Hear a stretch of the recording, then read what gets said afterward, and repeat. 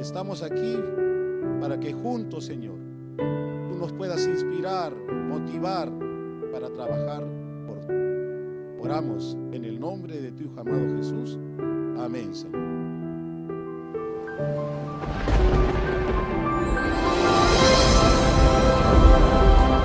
Sécase la hierba, marchítase la flor, pero mi palabra permanece para siempre. Reavivados por su palabra, un viaje hacia el corazón de Dios.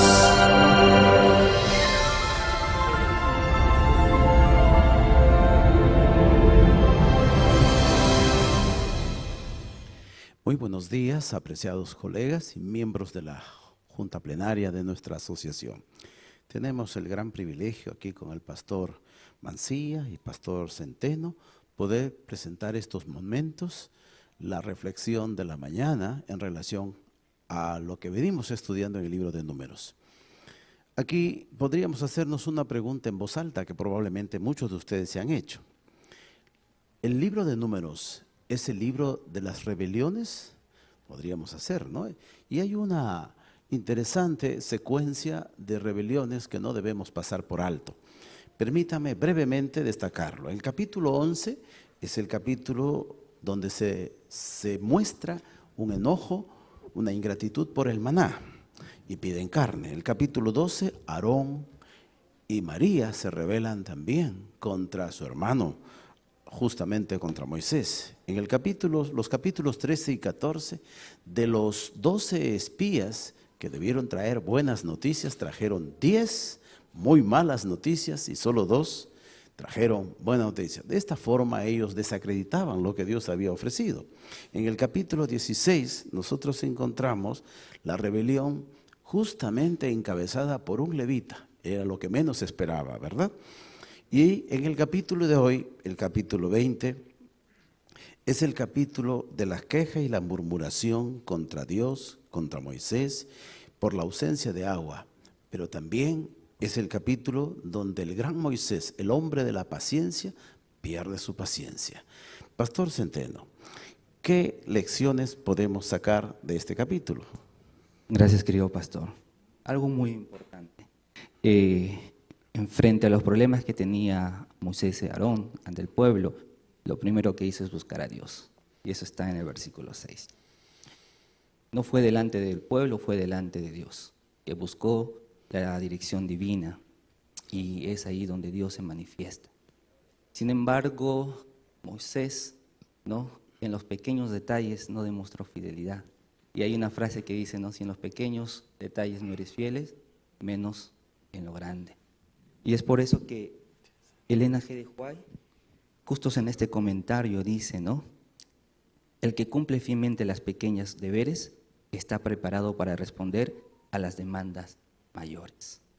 Y es algo muy interesante, pastor. Yo creo que aquí nosotros también debemos depender de Dios, aún en los pequeños detalles, porque los pequeños detalles marcan la diferencia. En efecto, los pequeños detalles. Hay algo importante que a veces los seres humanos tenemos a manejar. Estábamos conversando con el pastor Mancilla. Cuando Dios nos da específicas órdenes, el criterio humano debe quedar de lado. ¿No es cierto, pastor? Es verdad, uno de los peores problemas que tenemos siempre a veces nos gana la, diríamos, nuestra, el yo pienso, el yo creo que debe ser de esta manera, ¿no?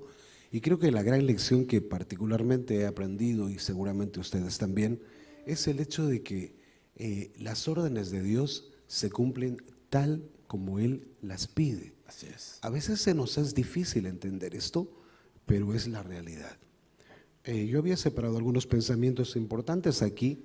Por ejemplo, era el hecho de que el pueblo murmuraba, pero ¿saben una cosa? Por causa directamente de un error de Moisés. Hasta ese momento había transcurrido aproximadamente 40 años de la salida de Egipto, 38 del envío de los espías, con un resultado de 600,000 muertos. Entonces el pueblo reclama y el pueblo pide obviamente algo justo, algo que era su derecho.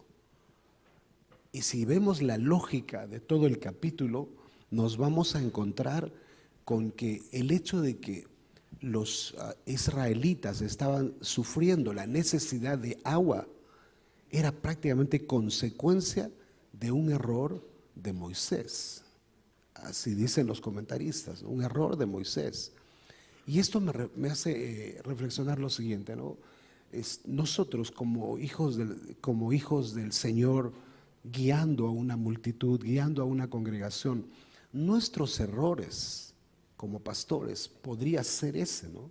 O sea, guiar a nuestra iglesia, conducir a nuestra iglesia a situaciones bastante riesgosas, al punto de que aún esta actitud nuestra particular nos puede llevar a granjear, diríamos así, o a sufrir la consecuencia. El capítulo 20, versículo 12, dice que como resultado de todo esto, prácticamente Dios le quita el título sacerdotal a uno de ellos, a Aarón, ¿no? O sea, miren cuán grande puede ser la consecuencia de solamente vivir por nuestro criterio o nuestra manera de pensar. Y esto debe llamarnos mucho a la reflexión. Y permíteme terminar esta partecita con lo siguiente.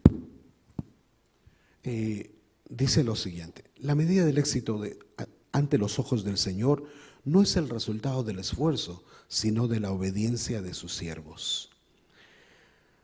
Cuando Moisés golpeó la roca y usó la vara de Aarón, probablemente la que estaba en el arca, no usó la vara suya, sino la vara de Aarón, de la que estaba probablemente en el arca, ¿no? El método funcionó.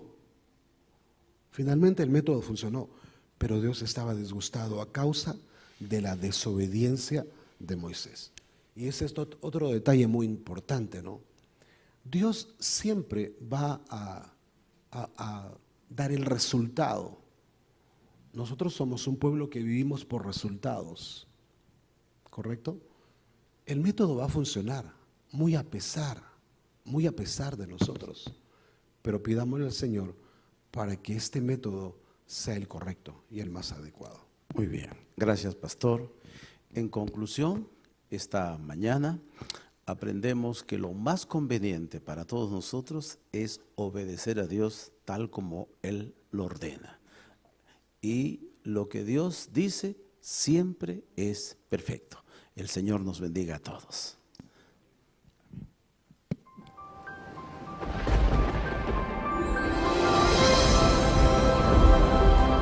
Sécase la hierba, marchítase la flor, pero mi palabra permanece para siempre. Reavivados por su palabra, un viaje hacia el corazón de Dios.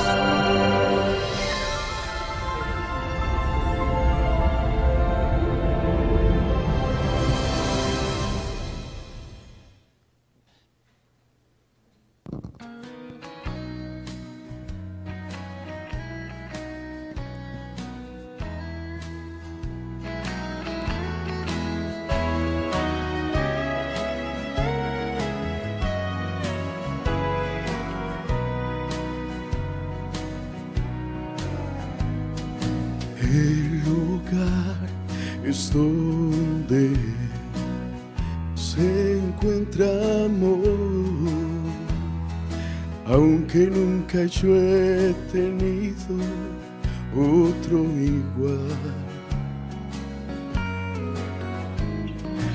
Recibí de él una llave que me puede abrir las puertas del hogar que anhelo yo. Voy a mi eterno hogar, voy a vivir la paz, podré conocer a mi Señor. Con amor me esperará, dulces rostros me recibirán. vivirán. Al final de la jornada iré a mi hogar.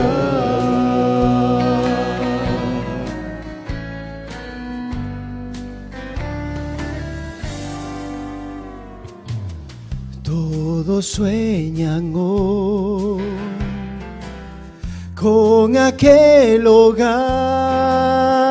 mi corazón lo desea también. El hogar es más que un bello lugar, es sentir amor que viene de mi Señor. Voy a mi eterno hogar, voy a vivir la paz, podré conocer a mi Señor. Con amor me esperará, dulces rostros me recibirán. Al final de la jornada iré a mi hogar.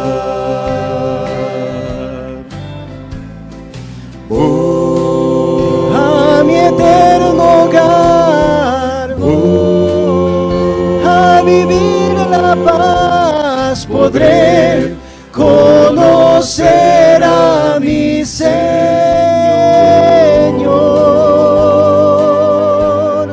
Con amor me esperará, dulces rostros me recibirán. Al final de la jornada iré a mi hogar. Al final de la jornada iré a mi hogar.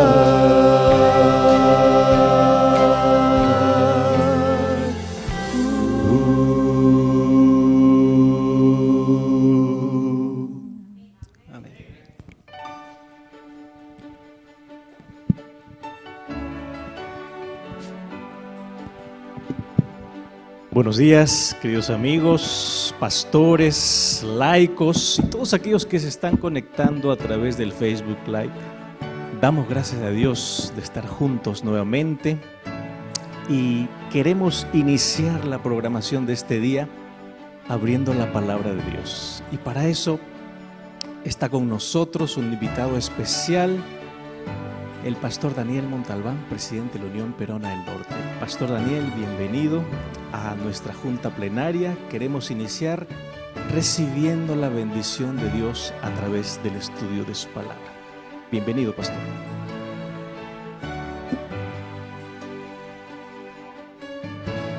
Buenos días, queridos pastores. Es una alegría verlos, hermanos que están aquí y aquellos que están conectados por las redes sociales. Muchas gracias por acompañar esta primera parte de esta junta plenaria del APC.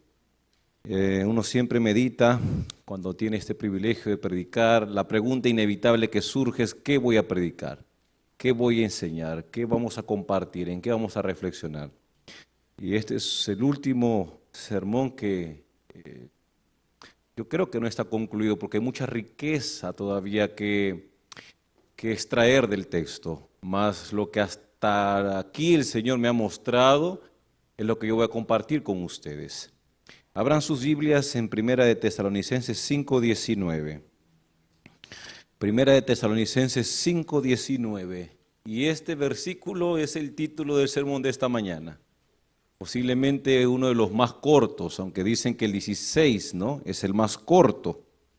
Pero vamos a ver cómo es que esta frase tiene una profundidad especial, tiene una riqueza especial. Primera de Tesalonicenses, capítulo 5, versículo 19. No apaguéis al Espíritu. No apaguéis al Espíritu. Quiero invitarlos a inclinar el rostro para pedir a Dios su dirección, ¿les parece? Señor, estamos aquí simplemente como instrumentos. Que la honra y la gloria sea para ti. Continuemos glorificándote en esta programación de alabanza, de extraer lecciones del raivados, ahora del mensaje de esta mañana y de toda la programación. Y si tú no estás aquí, si tú no nos hablas, en vano, Señor, estamos aquí nosotros congregados. En vano están conectándose algunas personas por el hambre que tienen de escuchar, por saber sobre tu voluntad.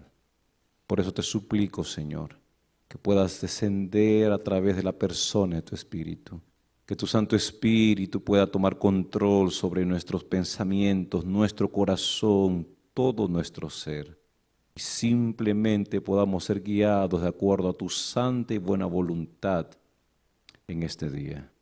Queremos comprender tu mensaje, Señor. Muéstranos qué cosa esperas de nosotros como líderes a través de esta enseñanza. Te lo suplico desde aquí, en el nombre de Jesucristo. Amén.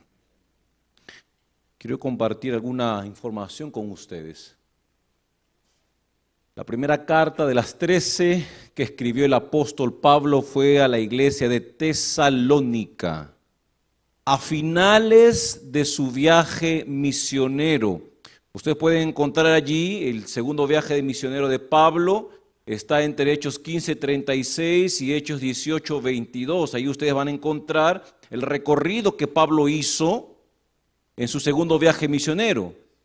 Y cuando él estaba en Corinto, escribe a la iglesia de Tesalónica esta carta.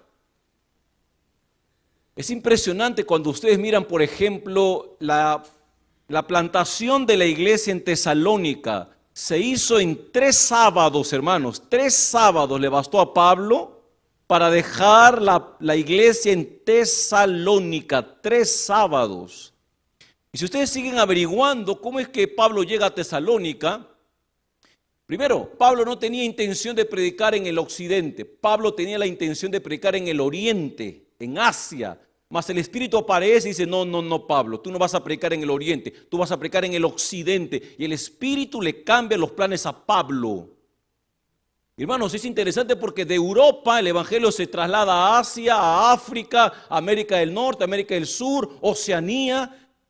Cuando nosotros somos sensibles a la voz del Espíritu, cuando tenemos pastores sensibles a la dirección del Espíritu, hermanos, el Espíritu hará su voluntad que está más allá que la nuestra. Es interesante que cuando Pablo deja Tesalónica por ese alboroto que los judíos causaron, para que ustedes más o menos entiendan un poquito, Tesalónica tenía 3 grupos de personas: griegos, que era la gran mayoría de personas, romanos y pocos judíos. Esos pocos judíos crearon alboroto en la ciudad de Tesalónica para sacar a Pablo de allí. Y Pablo pasa de Tesalónica a Berea, Atenas y reside en Corintio. Ya cuando Pablo estaba llegando a Corinto, le dice a Timoteo, ustedes pueden ver esto, vamos a mirarlo mejor. Primera de Tesalonicenses capítulo 3. Perdón, 2:17, miren. Pablo no solo era evangelista, sino también era pastor. Capítulo 1 y parte del capítulo 2, Pablo es el evangelista. Parte del capítulo 2 y capítulo 3, Pablo aparece como el pastor. O sea, predica la palabra, planta la iglesia, mas no deja la iglesia, mas no olvida la iglesia, mas no ignora a los recién bautizados. Si ustedes leen el versículo 17 del capítulo 2, miren la preocupación del pastor Pablo por aquellas almas que había ganado por el poder de Jesucristo. Versículo 17 de Primera de Tesalonicenses capítulo 2. En cuanto a nosotros, hermanos, separados de vosotros por un poco de tiempo de vista, pero no de corazón, deseábamos ardientemente ver su rostro. Por eso quisimos ir a vosotros, yo, Pablo, ciertamente una y otra vez, pero Satanás nos estorbó. Bueno, miren la imagen de Pablo como discipulador, ¿no? Y ahí pongo el énfasis de discipular. Yo no estoy en contra, hermanos, de poder ganar 10,000, 100,000, 200,000, 500,000 y tanto lo que se puede en un año, en 2, en 5, en 10. Lo que a mí me preocupa es que ganemos y nos olvidemos de aquello que hemos ganado. Cuando uno mira a Pablo, Pablo no hacía eso. Pablo ganaba y decía, mi corazón está con ustedes, quiero ir a verlos, mas tengo impedimento. Y allí en el capítulo 3, los primeros versículos, él dice, mandé a Timoteo a ver cómo estaban ustedes, para que él vea cómo estaban ustedes. Ese corazón de un pastor que no se olvida por las almas que ha ganado. Humanamente Pablo decía, 3 semanas planté una iglesia. Y ahora, ¿qué será de esos hermanos? Y Pablo queda admirado porque cuando Timoteo regresa a dar el informe, ustedes leen el capítulo 3, van a encontrar eso. Pablo dice, mi corazón se reanima porque ustedes permanecen en la fe, permanecen en el Señor. Y una de las razones de por qué Pablo escribe Tesalónica es para colocar algunas, primera y segunda de Tesalónica, es para colocar elementos esenciales de la sana doctrina, para colocar la doctrina, la identidad en los hermanos de Tesalónica. Hermanos, cuánta enseñanza extraemos de esta experiencia pastoral. Por un lado evangelista, por otro lado pastor. Ahora, ¿por qué menciono esto, hermanos, intencionalmente? Como les dije, yo no estoy en contra de ganar las almas que el Señor nos dé. Lo que estoy en contra es que ganemos y no hagamos nada para retener a los que se ganan. Esto no es una crítica lo que voy a decir, es una preocupación que voy a transmitir. Porque el riesgo lo corremos nosotros hoy nuevamente si no aprendemos de algunas cosas en el pasado. Cuando uno mira la iglesia en los 5 últimos años, se encuentra así, solo por poner un ejemplo. Éramos 200,000 en el año 2017, pasaron 5 años, 2021, entre sumas y restas, entre los que entran y salen, nos quedamos con 2,100 más o menos. ¿Usted está entendiendo lo que estoy diciendo? O sea, en 5 años, con tanta inversión, con tanta estrategia, con tantos miembros, con tantos líderes, me involucro, solo ganamos en 5 años 100 personas. Solo por poner un ejemplo, no estoy diciendo los datos exactos, solamente estoy mencionando el poco crecimiento que hemos podido tener. Y en algunos campos, hermanos, eso es hacia abajo. En algunos campos, hoy tienen menos de hace 5 años. Yo pregunto, pastores, ¿no será bueno como Pablo un poquito mirar su ministerio como pastor también? No solo como evangelista. Ser evangelista tiene su lugar. Y es bueno ser campañero, es bueno ganar almas, eso nadie discute. La preocupación es como aquel padre que da a luz a un hijo, y uno, dos, los que crea, y después se olvida de ellos. Eso nosotros no hacemos en la práctica, pero nuestras iglesias, muchas veces lideradas por nosotros, están haciendo eso. Por eso Pablo desde Corinto le escribe a la iglesia tesalónica para reafirmar su fe, para decir, hermanos, vamos a colocar un poco de identidad en ustedes. Yo no me he olvidado de ustedes.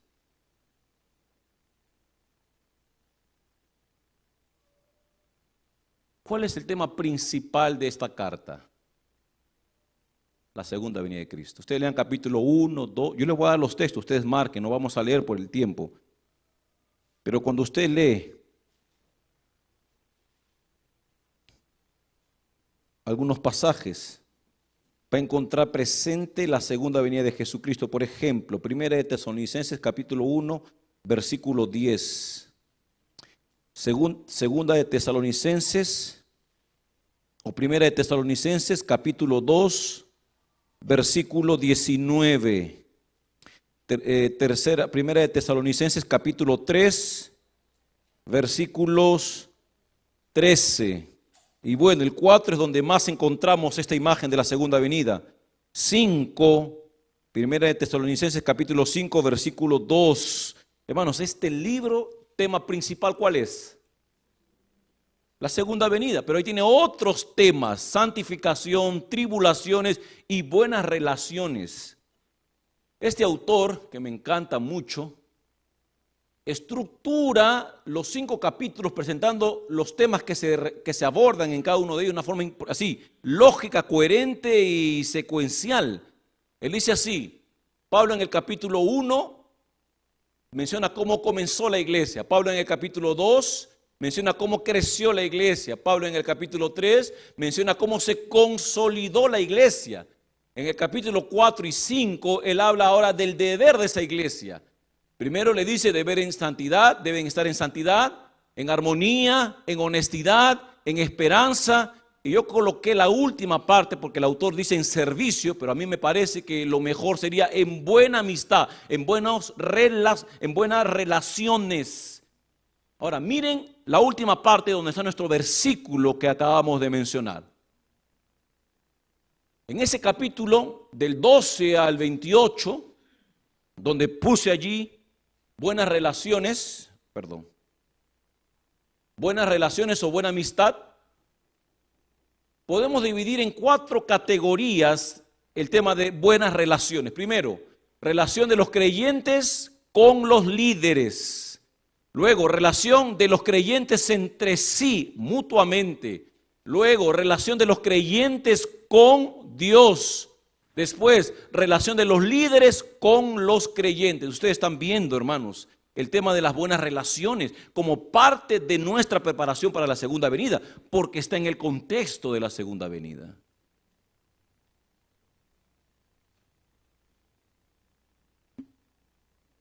Ahora, cuando uno lee el versículo 19, yo extraje 3 cosas de allí. 3 cosas. Voy a intentar explicar las 3 si el tiempo nos da. Pero la primera reflexión que yo extraigo es la siguiente. Cuando Pablo dice, no apaguéis al espíritu, pregunto, ¿cómo estaba el espíritu en esa iglesia? ¿La llama de esa iglesia estaba inflamada o estaba apagada totalmente? ¿Cómo estaba? Apagada. Perdón, estaba inflamada, porque si estuviese apagada le hubiese dicho, reaviven el don del Espíritu, como le dijo a Timoteo, ¿sí o no? Pero Pablo no le dice reaviven el don del Espíritu, le dice, miren, la llama está inflamada y porque está inflamada, cuiden de que esa llama no se apague, porque la tendencia del fuego, que es un símbolo del Espíritu, es apagarse. Hermanos, la tendencia del fuego por un lado es apagarse y por otro lado es extenderse. Cuando ustedes hacen una fogata, por ejemplo, ¿qué pasa cuando es una fogata? A los 5 o 10 minutos, ¿qué pasa con esa fogata? Comienza a disminuirle ¿qué? La intensidad. Entonces, ¿qué hay que hacer? ¿Echarle qué? Leña o soplar para que la llama se mantenga así inflamada, porque la tendencia del fuego es que apagarse. Cuando uno mira, por ejemplo, cómo era esta iglesia, hermanos, va a encontrar que esta iglesia es una iglesia inflamada, y Pablo dice, tengan cuidado porque esa llama se puede apagar. Miren, por ejemplo, capítulo 1 de Primera de Tesalonicenses, versículo 3, acordándonos sin cesar delante de Dios y Padre nuestro de la obra de vuestra fe, del trabajo de vuestro amor y de vuestra constancia en la esperanza en nuestro Señor Jesucristo. Miren el versículo 6, vosotros vinisteis a ser imitadores nuestros y del Señor. Versículo 7, de la manera que habéis sido ejemplo a todos los creyentes de Macedonia y de Acaya, porque partiendo de vosotros ha sido divulgada la palabra del Señor, no solo en Macedonia, no solo en Acaya, sino en todo lugar vuestra fe en Dios se ha extendido. Qué maravillosa iglesia. Recibe la palabra no para guardarla, recibe la palabra para extenderla. Era una iglesia que la llama de la pasión por el evangelio estaba así al tope. Y Pablo dice, hermano, qué bonito es que ustedes tengan la llama al tope, pero consideren que esa llama se puede apagar. Pregunto para ustedes, pastores, con todo cariño y respeto que se merecen, ¿cómo está esa llama en su corazón? ¿Cómo está su iglesia? ¿Cómo está su ministerio? ¿Cómo está esa llama? ¿Está inflamada o está apagada? ¿Cómo está esa llama? Es bueno ser un alto, ¿saben, amigos? Porque sin darnos cuenta esa llama puede estar así, apagada. Y lo que se necesita en esta mañana no es hablar de no apagar, sino es de reavivar el espíritu. Por eso para mí este tema es muy relevante, es muy significativo.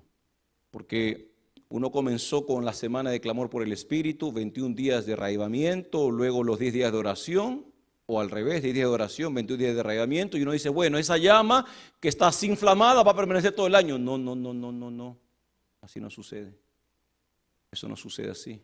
Usted es el responsable, junto a la junta de iglesia, conversar con ellos, hermanos, cómo hacer que la llama no se apague.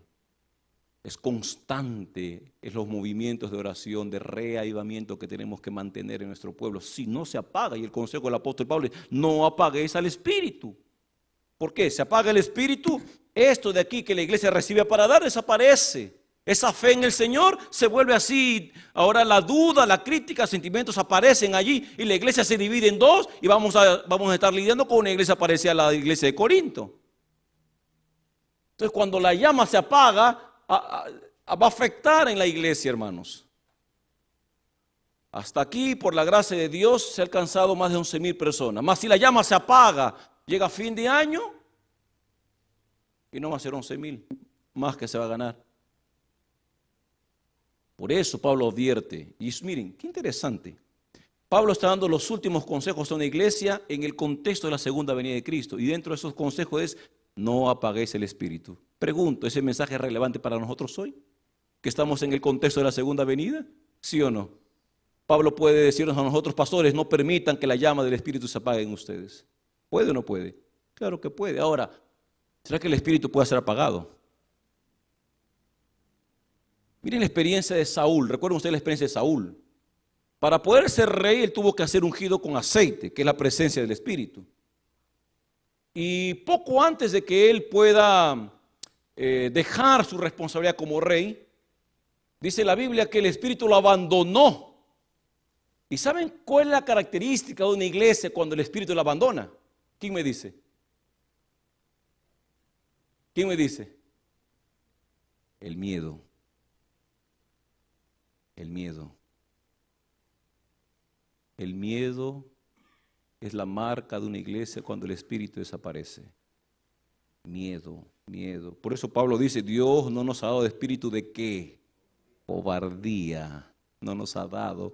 Porque miren a los apóstoles, hermanos, Hechos 4, 5, están siendo perseguidos y los judíos lo amenazaban para no hables en ese nombre. Nosotros no podemos callar de decir lo que hemos visto y oído, le respondían sin miedo y comenzaban a predicar. Los encarcelaban, los dejaban libres y seguían predicando. Porque cuando el Espíritu está presente, de nuevo osadía aparece en el corazón de esa iglesia, de los líderes de esa iglesia. No están pensando solamente en alcanzar lo que está en sus manos. Están pensando en el nombre de Dios, en hacer aquello que Dios quiere para este tiempo. ¿Y cómo es que miedo? Claro, ¿quién debería enfrentar a Goliat cuando éste desapareció y enfrentó a los israelitas? Cuando comenzó a burlarse de Dios delante de los israelitas. ¿Quién debía enfrentarlo? Fue Saúl el que debería haberlo enfrentado. Porque era alto igual que Goliat, porque era estratega, porque era militar, porque estaba preparado igual que el otro, pero no lo hizo por miedo y tenía miedo porque el espíritu lo abandonó.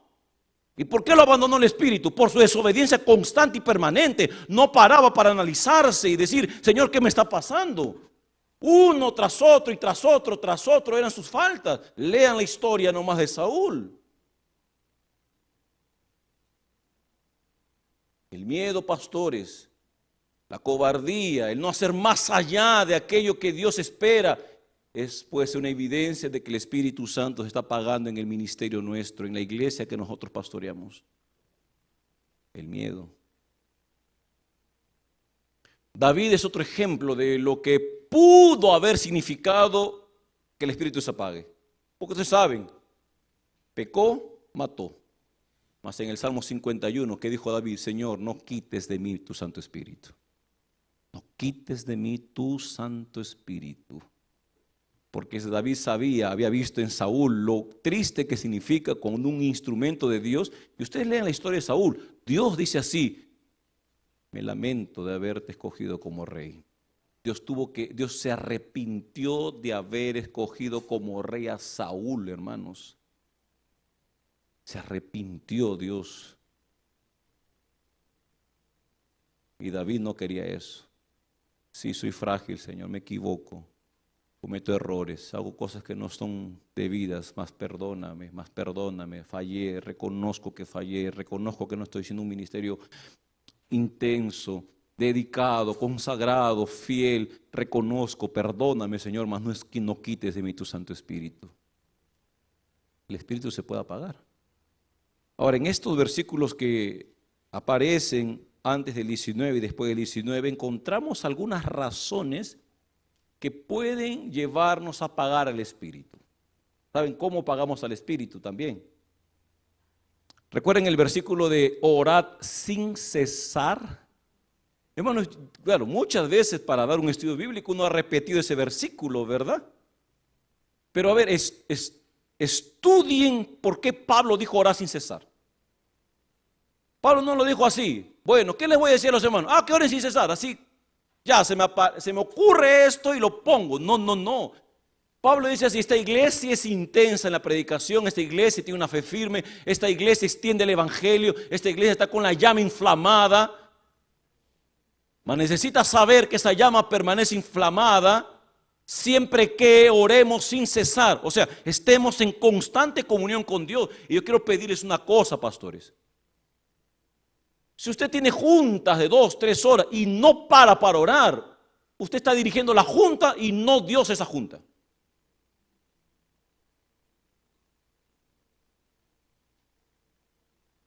Cuando uno para y dice vamos a orar, está diciendo así: Señor, no quiero yo dirigir, quiero que tú dirijas. Yo no quiero planificar, yo quiero que tú planifiques. Necesitamos parar para orar constantemente, hermanos. Sea en esta reunión, sea en otra reunión, para orar. Si hay una marca que caracterizó a los hombres del pasado que Dios usó grandemente, es esta, la vida de oración. ¿Será que somos hombres de oración? Ahora miren, Pablo combinó muy bien trabajo intenso con vida de oración intensa. Miren lo que dice Primera de Tesalonicenses capítulo 2, versículo 9. ¿Os acordáis, hermanos, de vuestro trabajo y fatiga, cómo trabajando de noche y de día para no ser gravosos a ninguno de vosotros, os predicamos el evangelio de Dios? Hermanos, Pablo, ¿cómo es que trabajaba para llevar el evangelio de Dios? De noche y de día. Era intenso Pablo. Por eso dije que parte del capítulo 1 y 2 era Pablo el evangelista, porque muestra a Pablo trabajando como evangelista intensamente, de noche y de día. Mas esa intensidad era acompañada por una vida intensa de oración. Miren el 3:10. Orando de noche y de día con gran insistencia. Se puede ser intensos en la oración y en el trabajo misionero. Se puede, no podemos estar corriendo toda la semana y no parar para orar. Por eso creo, hermanos, que estas reuniones necesitan más de oración que de decisiones. Porque las decisiones serán consecuencia de hombres que oran para mirar cómo Dios está mirando el avance de su obra para estos últimos tiempos. Por eso es que Pablo le dijo a esta iglesia: oren sin cesar, porque si usted deja de orar, se apaga ¿qué? El Espíritu. Se apaga el Espíritu. Segunda cosa que Pablo aconseja. Versículo 20 de Primera de Tesalonicenses capítulo 5. No menospreciéis las profecías. ¿Sabes lo que Pablo está diciendo, hermanos? No ignores la palabra. Miren, estos consejos, pregunto, ¿quién no sabe, Pastor Barito? ¿Quién no sabe que orar debe ser sin cesar? ¿Quién no sabe que no hay que menospreciar la palabra? ¿Quién no sabe? Pero pasa que, miren, ustedes ven a un niño cuando tiene juguete nuevo, ¿verdad? No lo deja. Pero cuando el juguete le es muy familiar, ¿qué pasa con ese niño? ¿Qué relación? ¿Cuál es la relación del niño con el juguete? De indiferencia. Nosotros, como estamos lidiando constantemente con la Biblia, podemos correr el riesgo de menospreciar la palabra. Este capítulo ya lo leí 10 veces. ¿Para qué leerlo como si fuese la primera vez?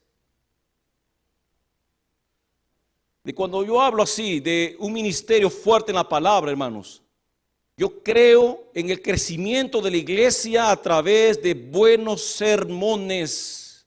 Esto no lo dice Fuller, esto no lo dicen los libros de crecimiento, esto lo dice la palabra. Lean Hechos y encuentren relación entre el crecimiento de la iglesia del primer siglo y la predicación de la palabra. No tenían otro método más que exponer la Biblia tal como ella o Dios espera que se les ponga, y van a ver cómo la gente reacciona y se convierte en cantidad, porque Dios habla en el corazón. Cuando ustedes leen, cuando Pablo le escribe a la iglesia de Tesalónica, les hace recordar el poder del evangelio en sus corazones. Dicen, hermanos, ese poder trabajó en sus corazones desde la palabra. No la menosprecien, porque si la menosprecian, se apaga el espíritu. ¿Cuándo fue el último sermón que preparaste? El último sermón que preparaste. ¿Cuándo fue el último sermón que preparaste? ¿Cuánto tiempo le dedicaste a ese sermón? Pastores, si ese sermón no te convence, no esperes que convenza a las personas que te van a oír. Ese sermón no te quiebra, literalmente no te quiebra, no te hace sentir como esperas que la iglesia se sienta cuando escuche la palabra de Dios. No esperes que esa iglesia sea diferente después que te escucha predicar. Y cuando digo te escucha predicar, no quiero poner en alto al mensajero, porque nunca debe estar en alto el mensajero, mas sí el mensaje del mensajero.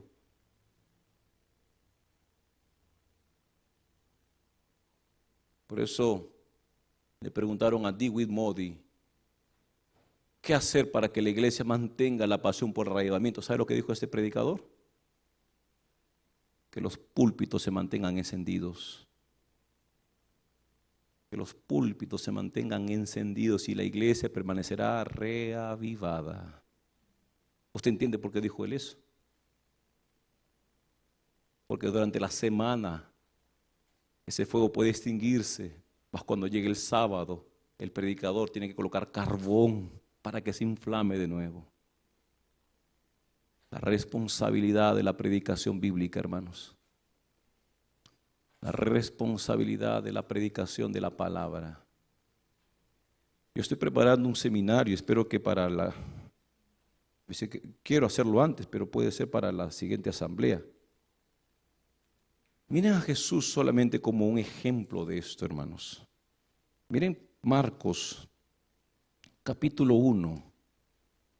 Marcos capítulo 1. En el versículo 32 aparece Jesús sanando a muchos enfermos. Miren, en el versículo 32 de Marcos 1, Jesús aparece sanando a mucha gente. ¿Y qué creen que pasó después cuando la gente ve en Jesús un sanador? Comenzaron a pasarse la voz, ¿no? Y todo el mundo comenzó a tener más enfermos. Y alguien puede pensar, claro, Jesús lo hizo con un grupo, lo tiene que hacer con el otro grupo. Mas Jesús no reaccionó así. Miren el versículo 35 para entender. Levantándose muy de mañana, siendo aún muy oscuro, salió y se fue a un lugar desierto y allí oraba. Lo buscó Simón y los que con él estaban, y hallándolo le dijeron, todos te buscan. ¿Quiénes todos? Todas las personas que querían, que venían con sus enfermos para que Jesús los sane. Y miren lo que responde Jesús, versículo 38. Él les dijo, vamos a los lugares vecinos para que predique también allí, porque para esto he venido. La prioridad no era sanar, la prioridad era predicar. Y en nuestro ministerio, pastores, la predicación no es secundaria. La predicación es prioridad. Pero ¿qué clase de predicadores estamos siendo nosotros? La clase de predicadores que seamos nosotros dependerá del cariño, del amor, de la dedicación que le dediquemos a la palabra. La clase de predicadores que seamos dependerá del cariño, la dedicación, el tiempo, la reflexión que le dediquemos a la palabra, hermanos. A la palabra. No apaguéis al Espíritu, menospreciando la palabra, predicando cualquier sermón desde el púlpito. No hagamos eso. No hagamos eso, hermanos. La iglesia está que muere de hambre, no por falta de pan, sino porque el pan que estamos dando es seco, es hongueado. Y esos panes no alimentan, no tiene vida. No tiene vida. No apaguéis al Espíritu. No apaguéis al Espíritu. ¿Usted ve cuán relevante es este mensaje? Y permíteme compartir algo más. Cuando usted lee el versículo siguiente de 1 de Tesalonicenses capítulo 5. 1 de Tesalonicenses capítulo 5.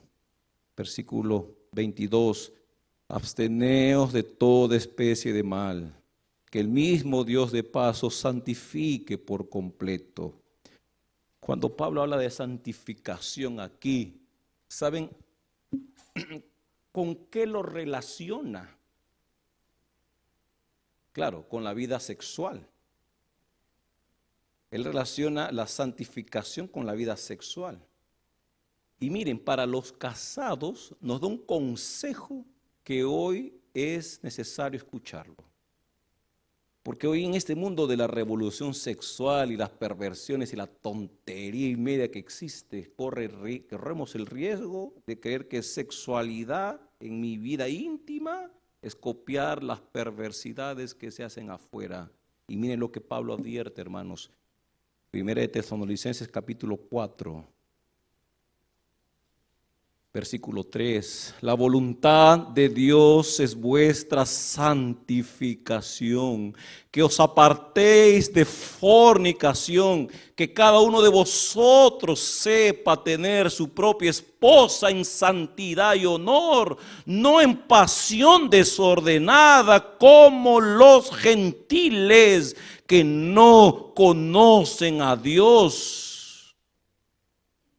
¿Qué está diciendo Pablo? Nuestra sexualidad puede ser una copia del tipo de sexualidad de la gente de afuera. Y viven ellos distorsionando la sexualidad porque no conocen a Dios. Y Pablo dice, ¿será que en las relaciones íntimas que tengamos con nuestra cónyuge estamos tratando de copiar las perversiones y cochinadas que hay afuera? ¿Cuán inspirada es la Biblia, hermanos? Sigue siendo relevante para nosotros hoy. Con esas actitudes apagamos al Espíritu, hermanos. Por eso el texto relevante para esta mañana. No apaguéis al Espíritu. Que Dios nos ayude, pastores, a ser pastores de oración. Así como trabajamos intensamente, oremos intensamente, no menospreciemos la profecía. Y segundo, que el tema de santidad no sea algo ajeno, sino sea algo necesario, algo que se piense, se medite, se reflexione, se predique, porque ya no se predique santidad, ¿sabe? Ya la santidad parece rara, ajena, pero hay espacio para la predicación de hombres santos, como debemos ser nosotros. Vamos a orar. Señor, gracias. Gracias porque el mensaje fue claro. Que en este contexto de la segunda venida de Jesucristo no debemos apagar al Espíritu. Mas oro, Señor, para que nos ayudes a tomar esta decisión personal en cada corazón. Hoy es necesario ser hombres de oración, Señor, hombres que paren para orar, hombres que hagan de la oración ese aire que respiran, hombres que no solamente estén preocupados por que Dios los escuche, sino que hombres que estén preocupados por escuchar a Dios. Que la palabra, oh Dios, que la palabra viva y eficaz, por donde Dios nos habla cada mañana, la apreciemos, la amemos, la estudiemos, la reflexionemos, la abracemos, la cuidemos, la escuchemos. Porque de esto dependerá la clase de predicadores que seremos todos los sábados o todas las veces cuando tengamos que abrirle el texto bíblico. Y ayúdanos a vivir una vida de santidad, Señor. Santidad, santidad, apartado del mal, apartado de lo pecado, apartado de lo sucio que es el pecado, que toma diferentes formas que sin darnos cuenta practicamos, que apagan el espíritu, que te deshonran, que hacen que tu rostro se aparte de nuestras relaciones íntimas con nuestro cónyuge. Oh Dios, líbranos. Pon en el corazón el deseo de aborrecer eso que apaga el espíritu. Y haznos hombres que para estos últimos tiempos mantengan la llama del reavivamiento presente y encendida. Úngenos con ese don celestial, Señor. Úngenos con esa presencia maravillosa en esta hora y dirige toda esta programación para que tu nombre sea glorificado. Te lo pedimos desde aquí, en el nombre de Jesucristo. Amén. Dios los bendiga.